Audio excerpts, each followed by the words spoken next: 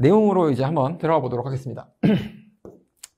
저희가 이번에 처음 배울 파트는 일단 이렇게 교재 보시면 1편 현대문학 되어 있고, 오늘 볼 부분은 1장 문학 일반론이라는 부분입니다. 우선 한번 지금 요 부분, 시작하는 부분을 아직 안 보신 분들 같은 경우에는 여기서 한번 끊고 한번 나가는 진도만큼을 예습을 하시고 들어주시면 되겠습니다. 자, 저는 보고 오셨다라는 전제하에 강의를 한번 진행을 해보도록 하겠습니다. 우선 이 내용들을 보시면 이걸 다 달달 외워야 되냐? 그런 건 아닙니다. 그냥 문학을 처음 접하시는 분들한테 사실 다 좀 전달이 됐으면 하는, 어떻게 보면은 중요한 내용들은 맞습니다. 중요한 내용들은 맞는데 문제 풀어보시면 확 느끼실 거예요. 이런 것들을 막 달달 외워서 막 풀고 막 그런 시험은 아닙니다. 근데 이런 내용들을 어쨌든 공부를 하시면은 좀 기본적인 문학에 대한 이해도가 좀 높아지실 거예요. 그래서 한 번은 보시기를 권장을 드린 거고, 제가 좀 실전에서 도움이 될 만한 형태로 짚으면서 좀 추가적인 설명을 드릴 부분을 드리도록 하겠습니다. 자, 우선 문학의 정의. 모든 정의라는 거 너무 어렵죠. 좀 정의라는 건 어떤 본질적인 거를 일반화한 거기 때문에 사실 딱 들었을 때 굉장히 와닿지가 않습니다. 네, 근데 한번 정의를 살펴보면 문학이란, 정의도 사실 꼭 이렇게 정의 안 해도 돼요. 그래서 다양한 형태로 정의는 될 수 있는데 굉장히 잘 정의했습니다. 이거는. 자, 문학이란 인간의 가치 있는 체험을 밑줄 하나 쳐주시고요. 말과 글로 표현안에 밑줄 하나 쳐주시면 될 것 같아요. 그래서 결국에 이게 내용적인 부분 그리고 형식적인 부분, 이렇게 연결을 한번 지어 보실까요? 제가 이 부분을 괜히 설명드리는 게 아니에요. 집중해 주세요. 내용적인 부분과 형식적인 부분, 사실 저는 문학을 어떻게 정의해봐라라고 했을 때 내용과 형식으로 정의를 하고 싶습니다. 내용과 형식으로 정의를 하는 이유는 단순합니다. 왜냐하면 이 문학이라는 것 자체가 어떤 그 형태가 시든 소설이든 그런 걸 떠나서 글 쓰는 사람, 그냥 제가 좀 쉽게 표현할게요. 글 쓰는 사람이 뭔가를 쓰고 싶을 거 아니에요? 내가 느낀 어떤 교훈이라던가 슬픔이라던가, 이거 정말 웃기고 싶은데 라는 어떤 컨텐츠, 이렇게 생각을 해보겠습니다. 그 컨텐츠를 여기 지금 가치 있는 체험이라고 표현을 한 거예요. 여기는 내용으로 표현이 된 거고, 그 컨텐츠를 어떤 형태로든 내 안에만 있으면 안 되잖아요. 표현을 해야죠. 그 표현을 할 때 표현을 하는 방식이 굉장히 다양하겠죠. 어떤 시로 표현을 하면 의인법을 쓸 수도 있고, 직유법 이런 걸 쓸 수도 있고, 어쨌든 내 안에 있는 그런 추상적인 감정 혹은 생각을 드러낸다, 이렇게 생각해 주시면 될 것 같아요. 그래서 그 내용을 드러내는 방식이 곧 형식인 거죠. 그래서 이 형상화된다 라는 게 어쨌든 표현해내는 건데, 저는 이렇게 정리하면 내 안에 있는 어떤 추상적인 것을 구체화하는 느낌으로 문학을 생각해 주시면 좀 쉬울 것 같아요. 그래서 사실 문학이다 하면 너무 부담스럽잖아요. 근데 제가 꼭 좋아하는 건 아니지만 힙합을 한번 예를 들어볼게요. 싫어하는 것도 아닙니다. 사실 되게 즐겨 듣는데 힙합도 되게 생각해보면은 비슷해요. 내가 느낀 어떤 생각을 막 물불토해내면서 얘기를 하는 게 힙합이잖아요. 좋은 되게 러블리한 힙합도 있지만, 어쨌든 그 힙합에서 내가 전달하고자 하는 내용을 랩스킬, 딱 그 정도로 생각을 해주시면 될 것 같아요. 그게 일단 문학이고, 일단 설명을 한번 보고 그럼 제가 다시 한번 정리를 해드릴게요. 문학이 다른 예술과 구분되는 점은 이 언어라는 특성을 갖고 있다는 겁니다. 음악은 그 음으로 하는 게 음악이겠죠. 또 문학에서는 언어의 형상화라는 언어를 통해 현실 세계를 더욱 실감나게 좀 더 구체적으로 표현을 하는 거다. 그게 문학이다 라고 합니다. 그리고 이제 여기까지도 조금 그렇구나 하실 텐데, 내용과 형식이 중요한 이유는 더 와닿으시게 설명을 드리자면 문제에서 묻습니다. 그러니까 문제에서 꼭 이 시험만이 아니라 원래 국어 관련한 시험들을 보시면 결국에 내용적인 부분을 묻거나 아니면 그 표현법 관련한 걸 묻거나, 그렇게 크게 두 축이 시험 문제에서 많이 나옵니다. 물론 이게 낭만주의냐 아니냐 이런 것도 나오긴 하지만 보통 일반적으로의 큰 두 축은 내용을 묻거나 형식을 묻거나 그렇게 크게 두 축이라고 생각을 하시면 될 것 같습니다. 자, 근데 여기까지는 이제 교재에 있는 부분이고 충분히 좀 그냥 이해하셔도 별로 와닿지가 않을 것 같아요. 그래서 제가 좀 설명을 하나 덧붙여 드리도록 하겠습니다. 이건 어디까지나 제가 그냥 문학을 표현하는 방식입니다. 근데 많은 수험생분들이 도움을 받으신 거기 때문에 이렇게 보시면 좀 편하실 거예요. 작가라고 해보겠습니다. 작가가 이 그림은 여기 위에다가 바로 그려주세요. 뭐 따로 노트를 또 만들어서 그러면은 막 공부할 게 너무 많아지셔서 집중이 잘 안 됩니다. 그리고 제가 중요한 내용들은 계속 반복을 드릴 테니까요. 자, 이대로 따라와 주시면 될 것 같아요. 작가가 이 세계라는 걸 봅니다. 이게 외부 세계겠죠. 근데 물론 외부 세계에 관심을 두지 않고 본인 내부, 본인 안으로 관심을 두기도 합니다. 어쨌든 시인, 작가가 세계를 바라볼 때 이걸 객관적으로 바라보냐라고 했을 때 그렇지 않습니다. 항상 놀랍게도 안경입니다. 안경을 한번 씌워볼게요. 근데 이게 그냥 안경을 낀 게 아니라 감정의 색안경이라고 제가 표현해 보겠습니다. 어떤 감정, 자기의 어떤 인식, 가치관 이런 것들을 통해서 세계를 바라보게 됩니다. 이게 무슨 말이냐면 제가 지금 저 앞에 커피가 있는데 커피를 딱 마셨어요. 커피를 마시는데 기분이 좋아. 오늘 막 좋은 일이 있네. 저녁에 놀러 가야지. 그러면은 커피 맛이 좋겠죠. 아메리카노가 쓰지 않고 고소하다 이렇게 느낄 겁니다. 근데 기분이 안 좋아. 오늘 또 월요일 시작이네. 딱 그러면은 커피탕 먹었을 때 쓸 겁니다. 뭘 의미하냐면 우리는 이 세계라는 걸 객관적으로 바라보지 않습니다. 보통 객관적으로 노력을 할 때는 있지만 기본적으로 내 머리에 딱 인식, 이게 내 머리 안으로 이렇게 들어오는 게 인식된다라는 거죠. 인식이 될 때는 내 감정 혹은 내가 갖고 있는 어떤 편견이 될 수도 있고 가치관이 될 수도 있고 그걸 통해서 세계를 해석하고 받아들이게 됩니다. 그래서 저는 그 표현을 주관적이라고 표현을 해볼게요. 그래서 우리는 보통 세계를 주관적으로 인식을 하게 됩니다. 그리고 이 세계의 특징에 대해서 제가 좀 말씀을 드리면 내가 관심을 바깥에다 두는 걸 보통 관찰한다고 표현하는 거고 내부로 갔을 때는 보통 성찰이라는 표현을 들어보셨을 것 같아요.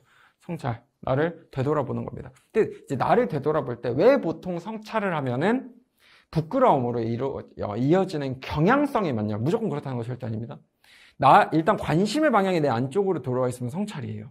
좀 큰 의미의 성찰로 보면 내 안으로 딱 되돌아보는데 자기 자신을 되돌아봐 라고 했을 때 스스로 한번 생각해 보세요. 너무 멋진데? 하는 분들도 계실 거예요. 근데 기본적으로 내가 나를 되돌아봤을 때는 사실 내가 잘못했던 거, 실수했던 거, 민망했던 거 그런 것들이 많이 생각이 나죠. 그래서 보통 성찰을 하면은 부끄러움으로 이어지는 경향성이 많고요. 자, 이 세계와의 관계, 이걸 자아, 이렇게도 표현해 볼게요. 자아, 세계와의 관계를 살펴보면 사실 제가 분류를 한번 해봤는데 좋거나 안 좋을 것 같아요. 그쵸? 나와 이 세계의 관계가 좋거나 안 좋거나. 그래서 이 상황 인식이라고 해보겠습니다. 상황 인식. 상황에 대한 판단이 일단 좋거나 안 좋거나인데 여기에 대한 나의 반응이 사실은 중요합니다. 왜? 이 반응이 표출된 게 문학 작품이죠. 아까 말씀드렸던 어떤 내용, 상황에 대한 인식, 반응 다 내용이지만 이 내용적인 가치 있는 체험. 그래서 내 리액션은 좋아서 좋을 수도 있고요. 좋아서 또 안 좋을 수도 있겠죠. 그게 무슨 말이냐면 나만 이렇게 좋은 거 아니야? 이 세계에는 되게 안 좋은 사람들도 있는데 상황이 나만 이렇게 너무 행복한 거 아닌가? 그럴 수도 있겠죠. 근데 사실 문학의 기본적인 속성 중에 하나는 이 마이너스적인 겁니다. 나와 세계의 관계가 갈등. 그래서 그렇게 자주 등장하는 표현이 부정적 현실이라는 표현들이에요. 왜냐면 사실 이렇게 막 배부르고 할 때는 그냥 막 좋은 노래를 하지 그렇게 막 울분을 토하는 얘기를 하지 않겠죠. 그래서 내가 어떤 얘기를 표출하고 싶을 때 만약에 내가 너무 배부르고 너무 행복해 그럼 그냥 행복하게 즐기다가 끝나는 경우가 많아요. 막 뭔가를 또 얘기해야지 작품해야지 그게 굉장히 특이한 사람들이지. 근데 내가 억압받고 막 힘들고 그러면 하고 싶은 얘기가 많아요. 그래서 제가 계속 힙합을 얘기하는 게 뭐 사실 시나 힙합이나 힙합도 나중에 가사 보면은 먼 후대에 보면은 시랑 느낌 비슷하지 않을까요? 그게 무슨 말이냐면 내가 힙합 소재들을 많이 보시면은 옛날에 가난했고 내가 바닥에서 시작했고 근데 이겨냈어 막 그런 얘기들이 많잖아요. 그런 상황 속에서 이 부정적 현실 속에서 야 나는 성공할 거야 이런 극복 의지라는 표현이 문학에서 꽤 자주 나오고요. 근데 여기서 이 상황에 대해서 여전히 좀 비관적으로 보는 경우도 있습니다. 좌절. 특히 문학 작품에서 보면은 그런 게 있어요. 이제 일제강점기에 야 미래는 올 거야 이런 시가 있는 반면에 일제강점기에 이 미래가 나아질까? 라는 시도 있습니다. 그래서 그런 느낌들을 한번 봐주시면 될 것 같아요. 그리고 제가 여기서 좀 중요한 개념어, 그러니까 문학에서 개념어라고 하는 것들이 있는데 중요한 좀 키워드들 같은 걸 지금 간간히 이렇게 말씀을 드리는 게 하나 여기서 보시면은 갈등이라는 개념입니다. 그래서 문학에서 이 갈등이라는 건 정말 본질적인 성격 중에 하나입니다. 그래서 이 갈등이라는 건 근데 또 두 가지 형태가 있어요. 내적으로 갈등을 하는 경우가 있고요. 외적으로 갈등을 하는 경우가 있습니다. 외적 갈등은 결국 자아와 세계와의 정말 외부적인 요인에 의한 갈등이에요. 뭐 예를 들어서 일제강점기 이런 게 있겠죠. 근데 이제 내적 갈등이 뭐냐라고 했을 때 많이들 거추장하게 생각을 하시는 분들이 많은 것 같아요. 내적 갈등이 뭐야? 라고 했을 때 내적으로 갈등하는 막 선과 악의 대립 이런 걸 생각하시는데 물론 맞죠. 물론 맞는데 그냥 모든 류의 고민 이렇게 좀 더 크게 생각해 주셔도 됩니다. 예를 들어서 뭐 저도 지금 고민해야 되는데 이따 점심 뭐 먹지? 라는 지금 이제 곧 점심시간이에요. 네, 점심시간인데 이따 점심 뭐 먹지? 이따가 점심시간에 여기 사람들 많은데 나 어디 가서 먹지? 막 이런 고민하는 거 모든 류의 고민이 일종의 만족되지 않은 상태 이 갈등이라는 걸 다시 정해야 되는데 이거는 엄청 큰 막 VS라기보다도 불만족의 상태다 그렇게 생각해 주시면 좋아요. 그래서 내적 갈등 모든 류의 고민 내적 갈등이에요. 외적 갈등은 어쨌든 외부적인 갈등이 있어야 되는 거기 때문에 좀 많이들 쉽게 생각하시는데 내적 갈등은 조금 어려워하시는 것 같아요. 그래서 이 정도로 문학에 대한 기본적인 그런 속성을 이해해 주시면 좋을 것 같고 문학에서 그래서 중요한 게 뭐냐면 그런 상황을 어떻게 표현하고 그러니까 상황이 어떤지를 일단 기본적으로 파악하시는 게 중요하고 절대 놓치시면 안 되는 게 사실 그 안에서 이 사람이 어떤 반응을 보이고 있나 어떤 감정 상태가 되었는가 라는 지점입니다. 제가 문학 공부하시는 분들한테 그러니까 많이 부담스러워 하시는 이유를 여쭤보면은 해석이 안 돼요 라는 말을 가장 많이 듣는 것 같아요. 특히 시는 해석이 안 돼요. 뭘 읽어내야 될지 모르겠어요 라는 거. 근데 이렇게 생각해 볼까요? 이 시험이라는 거는 시험의 문학이 연관되어 있는 모든 시험은 재밌는 특징이 뭐냐면 글을 쓴 사람과 문제를 만든 주체가 다르다라는 거예요. 즉 작가가 글을 쓴 거고 문제는 그 시험 기관이 있는 거잖아요. 그렇기 때문에 시험 기관이 이 작가한테 가가지고 뭐 옛날 이육서 시인한테 가서 이거 왜 쓰셨어요? 못 물어보죠. 그게 아니라 이 시 혹은 소설 쓴 원본을 토대로 우리 시험 기관이 이렇게 문제를 내볼까? 내가 평가하고자 하는, 우리 기관이 평가하고자 하는 기준을 한번 녹여서 문제를 만들어 볼까? 즉, 시험의 주체와 작품의 주체가, 글 쓴 주체가 다르다라는 거. 그렇기 때문에 사실 이 시나 소설의 해석이 완벽하게 된다는 것 자체가 사실 어렵습니다. 그리고 그 짧은 시간에 그 시인분들이 얼마나 깊은 고민을 해서 조사 하나까지도 신경 써서 쓰는데 우리가 그거를 어떻게 몇 초 안에 딱 읽어내느냐? 안 된다고요, 그거는. 그래서 뭐 정말 관습적으로 나오는 고전시 같은 것들은 뭐 어느 정도의 뜻이 관습적이라는 표현 자체가 보통 그렇게 해석이 된다라는 의미잖아요. 그래서 뭐 예를 들어서 고전시 가서 홍진이라는 표현이 있어요.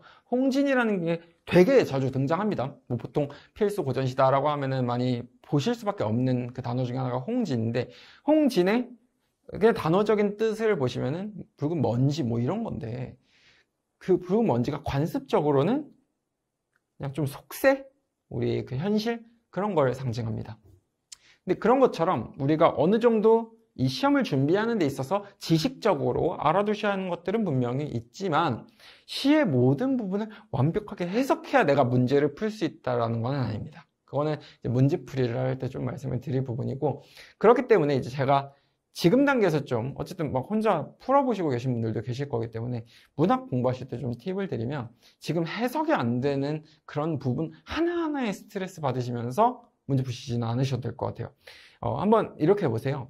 문학 작품 해석에서 조금 매끄럽지 않은 부분이 있더라도 일단은 좀 작품을 다 읽어보신 후에 문제에서 요구하는 걸 오히려 판단하러 가본다 라고 생각을 해주시는 게 좋아요. 그래서 사실 문제에서 뭘 묻느냐에 따라 이 문학 작품이라는 거는 완전히 우리가 보는 관점 자체가 달라질 수 있어요. 예를 들어서 문제가 나왔는데 작품이 있고 이 작품에서 묻고자 하는 포인트가 문제에 의해 결정된다는 건, 우리가 작품을 읽으면서 뭐 내용도 파악할 수 있고 형식도 파악할 수도 있고 막 모든 다양한 관점으로 이 작품을 파악을 할 수 있습니다. 근데 문제에서 묻는 거는 표현적인 부분밖에 없어 라면은 저희가 거기서 내용에 지금 스트레스를 받고 있을 이유가 전혀 없죠. 물론 감상, 문학 작품을 감상한다는 건 잘하면 잘할수록 좋을 수는 있습니다. 근데 우리는 시험을 쳐야 되는 입장이잖아요. 그렇기 때문에 이 작품을 얼마나 내가 멋있게 감상할 거냐 그런 거 말고 문제에서 묻는 지금 포인트가 뭐냐에 따라서 작품 감상의 포인트는 달라질 수 있다는 거. 그렇기 때문에 정리하면 너무 감상하는 게 어려워요. 이것 때문에 부담스럽게 느끼시겠지만 그 부담은 좀 덜으셔도 된다. 그러니까 너무 지금 문학을 어렵게 생각하지 마시고요. 기본적으로는 얘가 세계를 보고서 내 안에 어떤 이 추상적인 감정의 상태로 인식이 됐어. 이 모든 내용을 이걸 다 내용이라고 해서 자, 내가 이제 표현을 한번 해볼까? 표출하는 거 구체화를 해서 나온 게 작품이다. 이렇게 생각하시는 게 좋을 것 같습니다. 그러니까 이 앞에 엄청 많이 설명을 지금 드렸는데 이걸 전제로 저는 모든 문학을 설명을 할 거기 때문에 꼭 필기해 두시고 한번 스스로 그려보시면서 당연하네, 문학은 원래 이런 거네, 이렇게 생각을 해주시면 될 것 같습니다. 자, 넘어가 보도록 하겠습니다. 그래서 여기 가치 있는 체험을 표현한 거다. 문학의 본질 이렇게 되어 있는데 이제 제가 설명드린 거 토대로 보시면 조금 와닿는 게 많으실 거예요. 언어를 표현하는 매체, 언어를 활용한 거다. 구비문학, 뭐 말로 전해지거나 기록에 다 포함됩니다. 개인의 체험의 표현. 자, 이게 개인의 특수한 체험, 어쨌든 본인이 느낀 어떤 모든 류의 체험입니다, 사실은.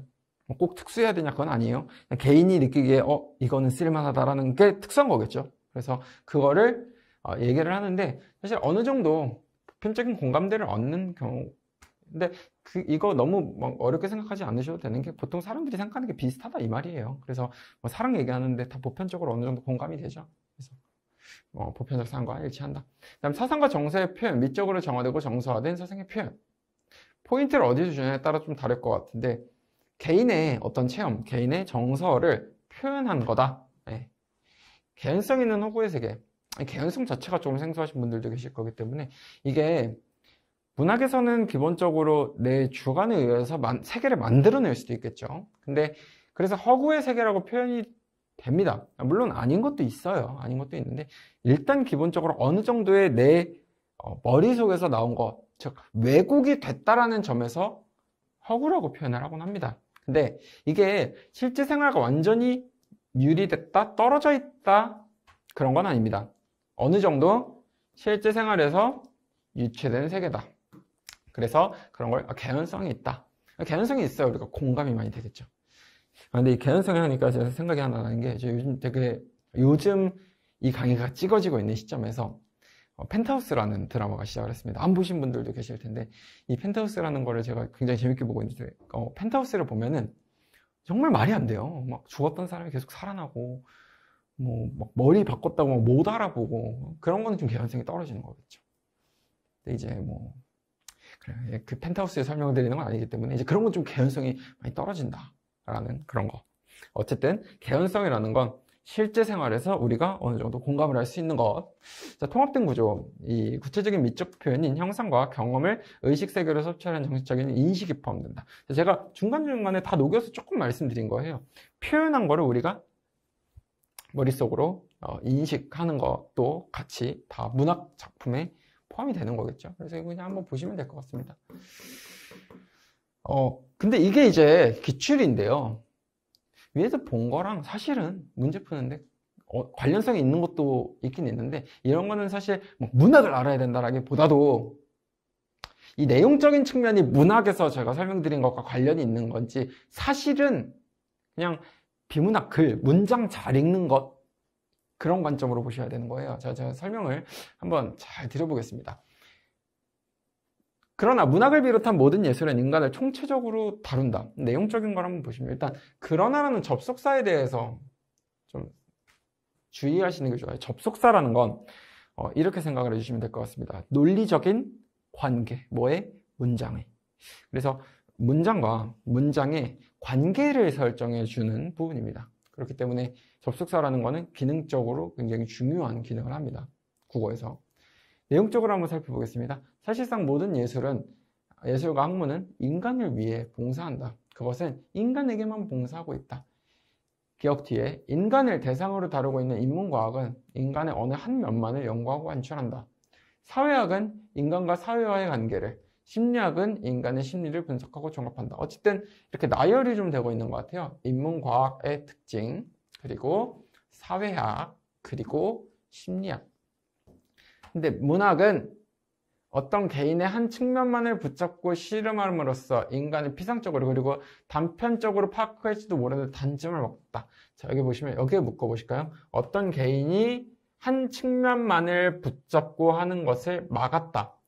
자, 그러면서 이 앞에 문장들을 어떤 프레임으로 만들어 두냐면 얘들은 지금 한 면만 단편적으로 보는 애들 이렇게 범주화를 합니다. 그래서 다시 재해석해 보면은 앞으로 다시 가볼게요. 이런 게 이제야 비로소 포인트가 되는 거겠죠. 어느 한 면만. 여기서는 사실 티는 안 났지만 인간과 사회라는 한 측면만 그렇게 문장이 재해석되는 거겠죠.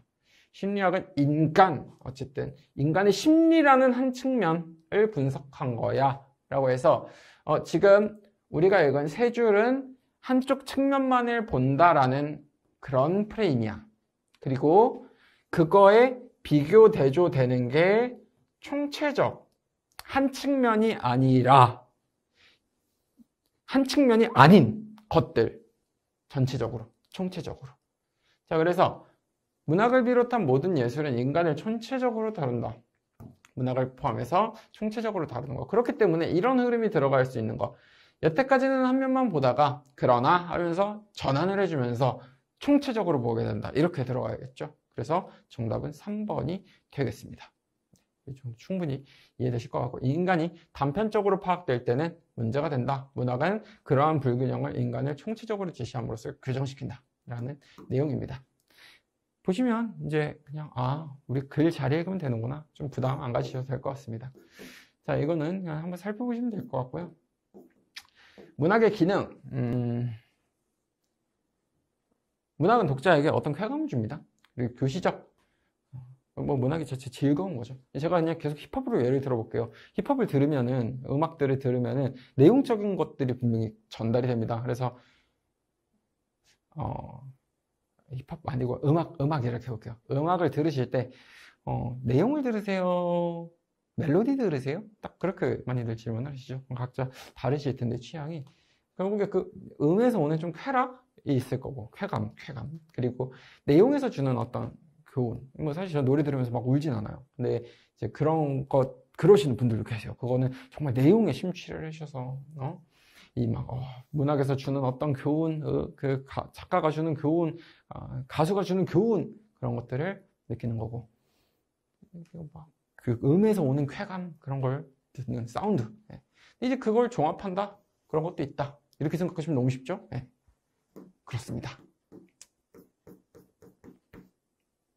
그 다음, 문학의 요소. 요거는 이제 보시면은 그냥 아까 했던 말씀 똑같은 건데, 미적 정서라는 건 어떤 대상을 접했을 때, 저 근데 이 표현을 너무 잘 쓴 것 같아요.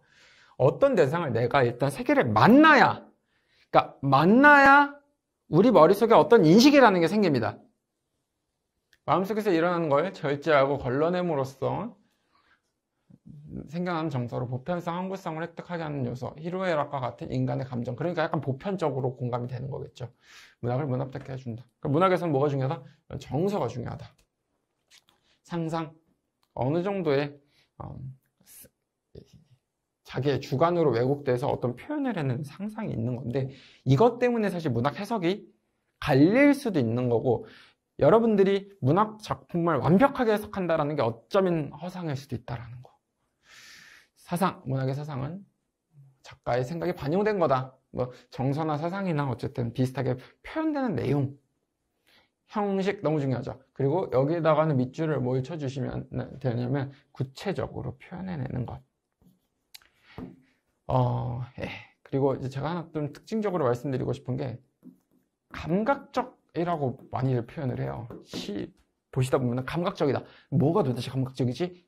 그런 느낌 들으신 적 있죠? 이 감각이라는 건 보통 오감을 생각을 하시면 됩니다. 오감이라는 게 우리 먹고 먹는데 듣고 보고 그런 오감 있죠. 맛보고 듣고 뭐 했나요? 어쨌든 그 오감인데, 오감을 통해서 표현을 하면 감각적으로 표현이 됐다라고 합니다. 그렇기 때문에 사실 모든 시는 어느 정도 감각적으로 표현했다를 틀렸다고 말할 수는 없습니다. 시각이 없이 어떻게 쓰겠습니까? 그래서 어쨌든 내 몸 안에 있는 어떤 추상적인 것들을 표현해낸다라는 점에서의 구체성을 갖고 있는 것이 문학입니다. 그 다음 여기는 좀 이제 중요한 부분인데요. 요거는 꼭 봐두시면 좋겠습니다. 그냥 좀 쉽게 설명할게요. 숭고미는 경건하고 엄숙히 그냥 어느 정도의 리스펙트가 있는 겁니다. 리스펙트, 좀 존경. 그래서 어떤 대상이 있으면 좀 더 위에 이렇게 두는 거기서 오는 미의식을 숭고미라고 하고요. 우함이 그냥 우아하다 이렇게 생각해 주시면 될 것 같아요. 아름다운 것에서 오는 멋, 그다음 비장미. 요거는 좀 슬픈 겁니다.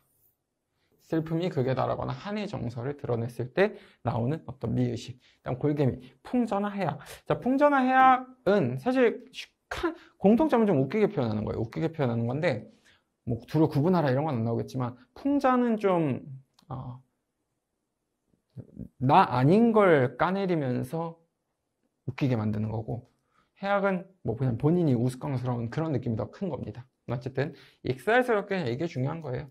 거기서 오는 걸 골개미다 이렇게 해주시면 될 것 같고, 요거는 암기를 한번 꼭 해두시면 되겠습니다. 사실 고등학교 때 좀 배우는 얘기는 한데 익숙하신 분들도 있을 것 같고 아닌 분들도 계실 것 같네요. 자, 이거는 이제 좀 표현 자체가 너무 어려우실 것 같아요. 뭐 서정, 서사. 그래서 쉽게 설명을 드리기 위해서 여기 표로 한번 가보겠습니다. 서정, 서사, 극, 교술 이렇게 네 가지 구분으로 보시면 그냥 편할 것 같아요. 첫 번째, 세계의 자화. 말이 어렵죠. 세계의 자화. 이거 제가 그림으로 그렸던 부분이에요. 나는 세계를 내 머릿속으로 가져온다. 그래서 주관으로 왜곡돼서 표현해내는 게 작품입니다. 대표적으로 시가 많이 그렇습니다. 서술자가 개입이 서술자가 하는 거, 기본적으로 내가 서술을 하는 거긴 하지만 그래서 그냥 뭐 또 다른 서술자가 개입되거나 이런 관점에서 아니라는 거예요. 그런데 이거는 사실 절대적이진 않습니다. 조금씩 뭐 예를 들어서 시에서도 작가가 막 표면에 드러나는 경우도 있어요.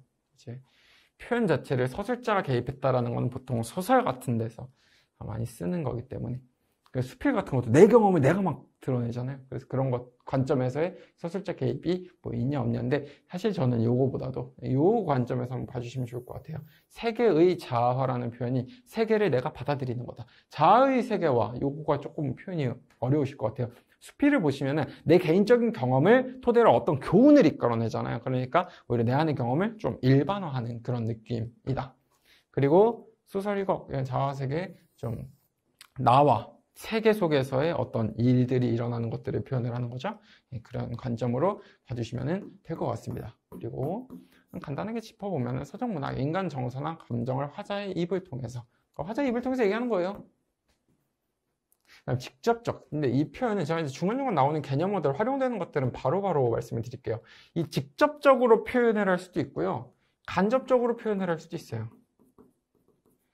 이 직접 간접이라는 거는 쉽게 말씀드리면 이거예요. 나 슬퍼.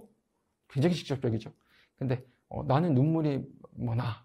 아니면 나는 다르게 좀 돌려서 얘기하는 거. 그런 것들을 다 간접적으로 우리가 한 단계를 거쳐서 생각해야 되는 것들을 간접적이라고 표현을 합니다. 주관성 당연히 강하겠죠. 그래서 주관성이라는 개념도 잘 알아두셔야 되는데 반대되는 건 객관성이죠. 객관성이 그래서 문학에서는 좀 묻기가 어려운 겁니다. 그리고 이 객관성과 느낌이 유사한 개념어가 들어보셨을 것 같아요. 관조라는 개념입니다. 관조라는 거는 사전적인 정의는 멀리 떨어져서 바라보고 조망하는 그런 것들을 관조라고 하는데 뭔가를 깨닫긴 하지만 어쨌든 이 관조, 뭔가 거리를 두나 막 이렇게 생각하시면 좀 어려워요. 그게 아니라 감정이 막 개입되어 있거나 막 감정적으로 이렇게 되어 있는 거는 관조라고 보면 안 됩니다. 그래서 관조는 그냥 멀리 떨어져 있다라기보다도 감정이 절제되어 있다. 그 관점에서 봐주시는 게 되게 좋습니다. 그 다음 서사문학, 문자 언어로서 다양한 삶, 세계를 보면서 삶을 표현을 해주는 겁니다. 그래서 이야기를 전달하는 서술자가 존재하면 이 서술자가 1인칭 혹은 3인칭 1인칭 주인공이 될 수도 있고 내가 주인공, 나가 등장합니다. 그게 핵심이에요. 나. 그래서 나가 나와서 얘기를 하거나 내가 바라보면서 얘기를 하거나 혹은 3인칭에서 관찰만 하는 애도 있고 전지적 작가, 신처럼 쟤는 무슨 생각을 하고 있어, 쟤는 무슨 생각을 하고 있어를 다 써주는 거, 그런 걸 전지적 작가 시점이라고 합니다. 그래서 어떤 스토리가 있는 거다. 어렵지 않으실 것 같아요. 그렇죠? 극문학은 이제 극상형을 전제로 하는 문학인데 등장인물이 직접 등장해서 말과 행동을 보여주죠. 서술자가 개입하지 않으면 갈등을 중심으로 이야기가 전제된다. 뭐 모든 게 다 그렇다라고 범주하기는 좀 어렵습니다. 그냥 기본적으로 대체로 그렇다라고 말씀을 드렸어요. 이 극문학에서 좀 가끔 그런 것도 있어요. 등장인물이 직접 등장은 하는데 이 관객한테 말을 걸기도 합니다. 말을 걸면 제가 이것까지 설명을 드리는 게 좋을 것 같아요. 말을 거는데 거리감이라는 개념에 대해서 설명을 드릴게요. 말을 걸어요, 갑자기. 제가 지금은 수험생분들에게 막 말을 걸지만 뭐 예를 들어서 드라마 같은 걸 보다가 드라마가 갑자기 TV를 보면서 안녕 막 이러면은 굉장히 거리감 느껴지시죠? 이제 그게 거리두기라는 개념인데 거리를 둔다라는 거는 우리의 몰입이 깨집니다. 그 극문학, 주인공에 대한 몰입이 깨지게 되죠. 근데 그걸 통해서 우리 내용을 빠져들면은 사람들은 그게 되게 당연하다라고 생각을 하게 됩니다. 몰입을 하게 되죠. 몰입을 해서 그 하는 말들이 다 정답처럼 느껴지고 다 맞는 것처럼 느껴지고 그게 뭐 언론의 위험성이기도 하죠. 근데 이제 그런 무비판적인 맹목적인 받아들임을 경계하라는 의도를 갖고 몰입을 일부러 깹니다. 거리를 만드는 겁니다. 그리고 또 극문학에서 종종 쓰는 개념입니다. 그 다음 교술문학, 수필, 자가 세계화가 된다. 이건 이제 조금 아실 것 같아요. 그래서 현실 속에 내가 어떤 느낀 거를 확장을 하면서 세계 사람들, 나 말고도 이렇게 사람들이 생각하지 하면서 이렇게 확장을 하는 거, 그런 것들을 표현을 합니다.